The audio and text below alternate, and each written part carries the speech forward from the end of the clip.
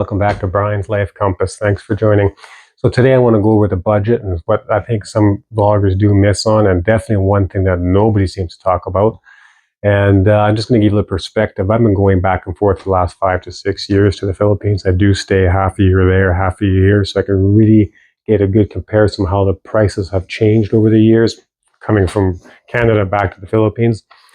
I've ended up in the hospital there for 4 days. I've done dental work there. I've purchased a motorcycle. I've sold a motorcycle there. I've gotten my driver's license. In fact, now I've got my 10-year driver's license. So I've experienced all of that. The smoke test. I've done rentals on motorcycles there. I've dealt with leases for apartments.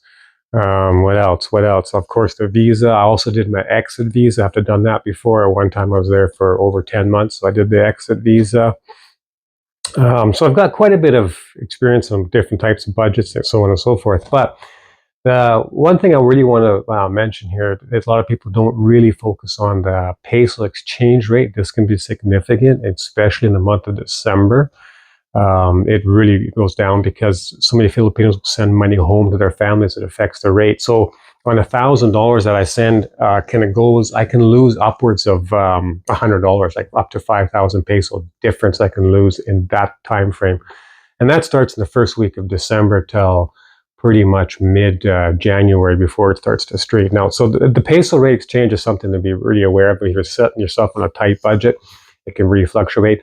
The other one is, of course, your visas. Now, quite a few people mention the visa extension, but it adds up because you also got to pay for your ARC card by the second or third time you're doing an extension. That can run you anywhere from 5,000 to 8,000 pesos. I forget the exact amount, but that's something to put in your budget as well. And as probably most of you already know, you can only do 2 months now, not the 6 months. However, that doesn't affect the price. I actually did the breakdown before. The 2-month was a little bit cheaper than actually the 6-month, at least where it was when I was doing them before in Dumaguete. And when I went to Mindoro, they didn't offer it anymore there at all. In any case, but the one thing that is never mentioned, never, ever, ever mentioned on any budget planning is, why are you asking the budget in the first place? It might sound kind of silly and crazy, but it's obviously because you're thinking about making a change. Or if you have lots of money and you're just curious, like if you have, upwards of 3,000 to 6,000 US dollars, well, you can pretty much live anywhere you want. So, that's not an issue. I think most people are asking because they are, on a limited income, or more importantly, they're on an income that's not giving them the quality of life where they are now in particular. And that is something in comparison you really need to ask yourself. So a lot of people, I've seen a lot of places where they say, oh, can you live on $500? Well, you could live on $500, but let's be honest, in North America, that's not even a car payment hardly nowadays. So you're not going to have the, supreme lifestyle. Can you live on $1,000? Now that's getting a little bit more acceptable. You could almost do that pretty decently. However, keep in mind, I'm only mentioning this because in comparison, now let's go with 1,000 Canadian, even just Canadian, which is significantly lower than US. What are you going to get for your lifestyle back home in your own country on that budget? That is the question. What is the comparable difference? So yes, you can live on 500, you can live on 800, you can live, and the higher you go up, the better it is. And like already, if you've watched many of these videos, it depends on where you want to live. What area, what kind of foods, what kind of entertainment do you want? But that's life. That's what you want no matter where you are, whether you're in North America, Europe, or Asia, wherever you want. You need that kind of budget planning. So I think the important thing to ask yourself is, what is the difference? Is, of course, location, your food, and then, of course, entertainment. Now that, again, like I said, that matters no matter where you are. So, in my case, I can break them down and follow along. I'm going to have individual videos, and a lot of this on cooking, all this kind of stuff. I follow my own moral compass where I want to go, hence the name of the channel.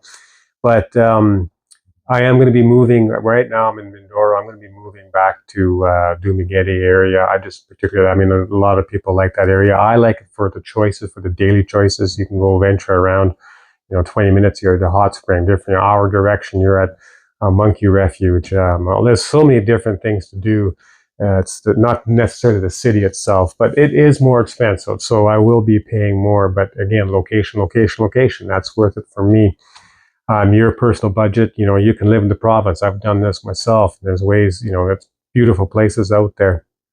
But I think the real question when it comes to budget is, again, are you comparing it? What do you want to do? What kind of lifestyle do you have? And there is no doubt in my mind that Asia is going to offer the best quality of lifestyle on any budget you choose. Of course, the higher you have, the more you can afford.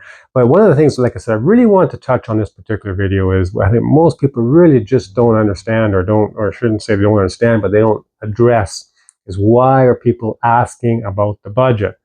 Like again, if you're having, $6,000-7,000 a month to live off of, and you don't have any payments, you've got lots of money. You can still live a decent life in North America. It's getting harder, even at that rate, but you're asking most likely because you want a different quality of life. Your food costs are lower, your entertainment is lower, your rent is lower. These are all things I'll be addressing individually. If anybody asks, leave a comment, please. I can reply to it. But that's the most thing important to really remember is why. And you can have a far superior, like you go to these hot springs, 75 peso entrance fee, that's $1 something. The fuel on the scooter, a few dollars to fill up and you're going for the day. It's summer year round. The fresh fruits, the health of foods, all this kind of stuff is there's no comparison. You can have a better quality of lifestyle. So in any case, please encourage you to engage, ask some questions, and follow along because I'm going to be doing a video about moving and like right now in my apartment I'm only paying $5,000 a month. That's a 3-bedroom, 2-bath, ocean view, covered parking, a little bit of a yard, gated, very, very, very secure. I just particularly don't like the area. I don't have enough choices to do, so I will be looking at probably paying more than double for my rent and a much smaller place. But that is worth it for my budget because, again, my daily adventures. I like to just get on my bike, go for a drive. And I'll be quite honest, I can live comfortably on 1,500 Canadian, quite comfortably there. And, I will cover my rent, my internet, my food, my little bit of entertainment. I don't do a lot of going out. I don't go out drinking a lot. I don't smoke. So, I do like to go to the fancy restaurants once in a while.